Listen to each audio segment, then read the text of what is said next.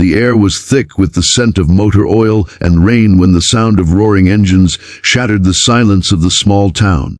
Everyone turned their heads toward the thunder that rolled down the road. 30 leather-clad bikers, their headlights slicing through the fog. At the front rode a giant of a man with a scar down his cheek and a child's broken toy clenched in his hand. His eyes burned with rage and pain. Behind him, the others followed, silent and grim, riding toward the rusted factory on the hill, the place where it had all started. No one in town dared to speak. They all knew what that factory was capable of. But today, something had changed. Today, the bikers weren't riding for vengeance alone. They were riding for a mother, a child, and a broken toy that had become a symbol of every injustice that small town had endured. And it had all begun just 2 days earlier, with a little boy crying in the rain. It was a gray morning in the town of Millstone, where the sky always seemed heavy and the streets carried the weary footprints of those who had given up hope. In a small, rundown house at the end of Ash Street, 7-year-old Tommy Blake sat on the porch, clutching his favorite toy truck, a red one his late father had given him before he passed away in a mining accident. To Tommy, that toy wasn't just plastic and wheels, it was a piece of his dad, a promise that even when life was hard, love remained unbroken. Inside the house, his mother Sarah Blake was getting ready for her shift at the town's metal factory.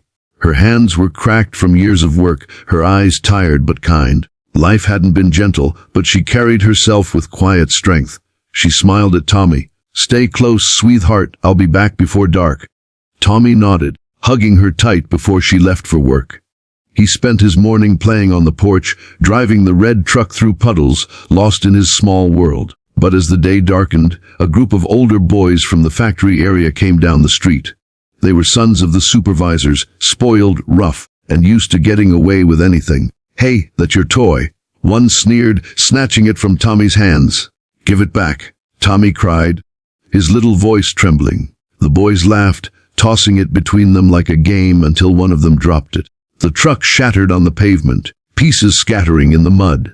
Tommy froze, his heart breaking with the sound of splintering plastic. "Oops," said the oldest boy with a smirk. "Wes, your daddy can't fix that."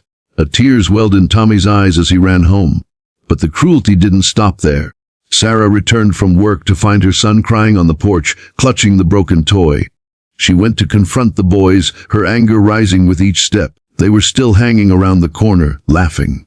"You think it's funny to bully a child?" Sarah said, her voice sharp. The boys sneered. But before she could react, one of them pushed her. She stumbled back, hitting her shoulder hard against a wall. Tommy screamed, rushing to her side. That was the moment a deep rumble filled the air. From down the road, a line of motorcycles appeared, black and gleaming under the gray sky. They slowed to a halt right in front of the scene. At the front was Rex Dalton, a broad-shouldered man in his 40s, with a beard and a haunted look in his eyes. He was the leader of the Iron Hawks, a biker group everyone in town feared but secretly respected. Rex stepped off his bike, his heavy boots splashing in the puddles. He picked up the broken toy from the ground and looked at Tommy. "Who did this?" he asked softly. Tommy hesitated, pointing toward the boys who had now turned pale with fear. Rex turned his gaze toward them. "You think breaking a kid's toy makes you tough?" His voice was low, dangerous. The boys couldn't answer. "You ever hit a woman again," he continued, "and I'll make sure you remember it for the rest of your lives." The boys ran off without another word. Rex knelt in front of Tommy and Sarah. "You all right?" "Ma'am." Sarah nodded weakly. "We'll be fine, thank you." Rex looked at the broken toy again, then back at Tommy. "Your dad give you this?" Tommy nodded. Rex's expression softened. "My old man gave me my first bike. When it broke, I fixed it with my own hands. You come by our garage tomorrow, kid." "We'll fix this together?" Sarah tried to protest, but Rex simply said, "No one breaks what matters to a child and walks away from it. Not in my town." That night, as the rain fell outside, Sarah watched from the window as Tommy slept, his broken toy beside him.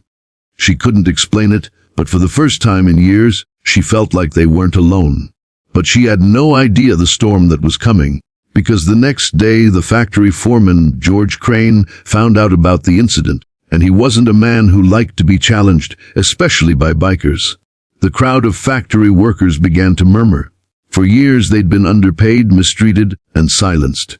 But seeing the bikers stand for one mother and child lit a fire in their hearts. One by one they started stepping out from the factory doors, standing beside the riders. Cranes shouted orders, but no one listened. The Iron Hawks didn't come to fight, they came to free.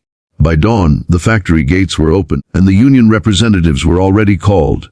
Investigations began into Crane's abuse of power. He was removed from his post within weeks. As for Rex, he became more than just a biker. He became a symbol.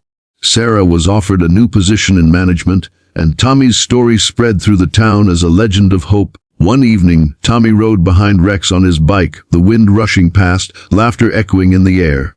"You really fixed it," Tommy said, holding his red toy tight. Rex smiled beneath his helmet. "Nah, kid, you did. You reminded us all what matters." As the sun set over Millstone, the Iron Hawks rode together across the open road, 30 riders, one purpose, to protect what was right, no matter the odds. And in that small town, no one ever broke a child's toy again. Even the smallest voices can awaken the bravest hearts. Justice doesn't always ride in with badges. It sometimes roars in on two wheels, carrying a message that kindness, courage, and unity can rebuild what cruelty tries to destroy.